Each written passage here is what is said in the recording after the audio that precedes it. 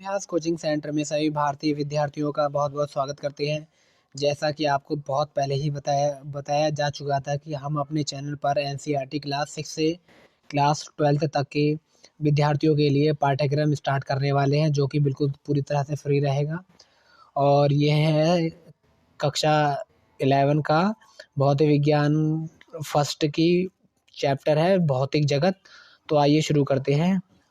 और हमसे जुड़ने के लिए हमारे यूट्यूब चैनल और फेसबुक चैनल और इंस्टाग्राम चैनल को लाइक और सब्सक्राइब कीजिए, जिससे नई अपडेट आपको जल्द से जल्द मिले। तो ठीक है, फिर शुरू करते हैं। जय हिंद।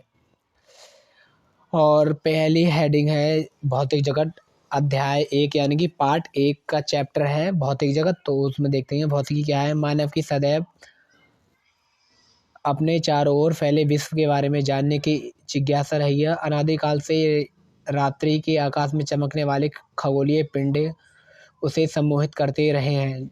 दिन रात की सतत पुनरावर्ती ऋतुओं के वार्षिक चक्र, ग्रहण और ज्वार भाटे, ज्वालामुखी, इंद्रधनुष सदैव ही उसके कौतूहल के स्रोत रहे हैं। संसार के पदार्थों के आश्चर्यचकित करने वाले प्रकार तथा जीवन एवं व्यवहार के विस्मयकारी विभिन्नताएं हैं। प्रकृति के ऐसे आश्चर्य व विस्मयों के प्रति मानव का कल्पनाशील तथा अन्वेषी मस्तिष्क विभिन्न प्रकार की अपनी प्रतिक्रियाएं व्यक्त करता रहा है।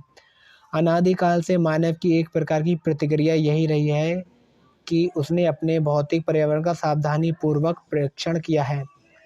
प्राकृतिक परिघटनाओं में अर्थपूर्ण पैटर्न तथा संबंध खोजे तथा प्रकृति के साथ उसकी प्रतिक्रिया कर सकने के लिए नए औजार बनाए गए, मशीनें बनाए गए और उनका उपयोग करना भी सीखा और उपयोग किया। कालांतर में मानव के इन्हीं प्रयासों से आधुनिक विज्ञान और प्रौद्योगिकी का मार्ग प्रशस्त हुआ। अंग्रेजी भाषा के साइंस यानी कि इंग्लिश का साइंस शब्द का उद्भव लैटिन भाषा के शब्द सिंटिया से हुआ था, जिसका अर्थ है जानना। संस्कृत भाषा का शब्द विज्ञान, अरबी शब्द इल्म भी यही अर्थ व्यक्त करता है, जिसका अर्थ तात्पर्य है ज्ञान। विस्तृत रूप से विज्ञान उतना ही प्राचीन है जितनी कि मानव जाति। मिस्र, भारत, चीन, यूनान, मेसोपोटामिया तथा संसार के अन्य देशों की प्राचीन सभ्यताओं ने विज्ञान की प्रगति में अत्यावश्यक अपना योगदान दिया है। 16वीं शताब्दी में यूरोप में विज्ञान के क्षेत्र में अत्यधिक प्रगति देखी गई और प्रगति हुई। 20वीं शताब्दी के मध्य तक विज्ञान वास्तविक रूप से एक महान दूत कार्य बन गया, जिसके अंतर्राष्ट्रीय विकास के लिए सभ्यताओं और देशों ने अपना योगदान दिया। विज्ञान क्या है एवं तथाकथित वैज्ञानिक विधि क्या होती है? विज्ञान परिघटनाओं और यथासंभव विस्तृत और गहनता को समझने के लिए किए जाने वाले सुव्यवस्थित प्रयास हैं, जिसमें इस प्रकार अर्जित ज्ञान का उपयोग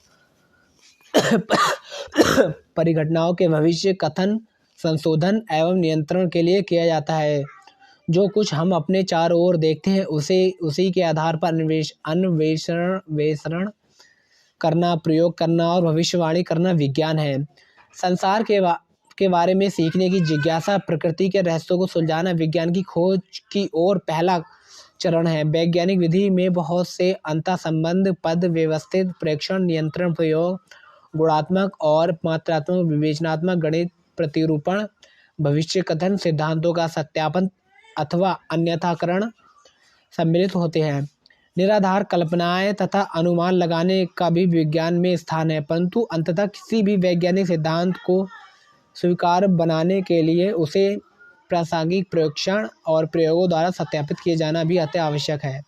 जिस प्रकार हम कोई भी मशीन या कोई सिद्धांत प्रतिपादित करते तो उसके लिए प्रैक्टिकल या भौतिक रूप से उसको बनाया जाना बहुत ही अति आवश्यक है, वरना उस चीज़ का कोई मान्यता नहीं रहती है।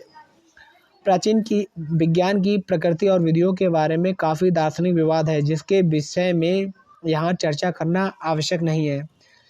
अपितु सिद्धांत और परीक्षण अथवा प्रयोग का पारस्परिक प्रभाव विज्ञान की प्रगति का मूल आधार है।